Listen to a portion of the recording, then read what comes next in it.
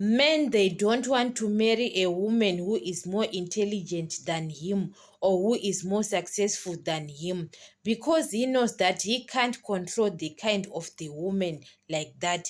He want to marry a woman who is low, yeah, intelligent. She can tolerate everything what he said, not a woman who is more intelligent. Because guys, a woman who is more intelligent than you, that woman is like maybe is the head of the house now, and now guys, you are not the head of the house. So that's why men, they want to control, guys. They want to control everything.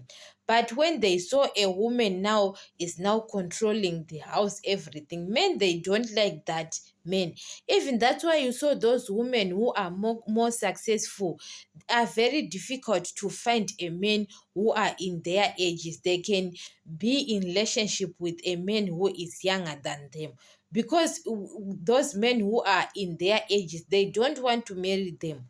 Because guys, you can't control the person who is already successful or the person who is intelligent. It's not about maybe you are wrong as a woman. The problem that you are very intelligent, you are more successful. Men, they want a person he can control every time. He can control you every time. That's why he doesn't want to marry you.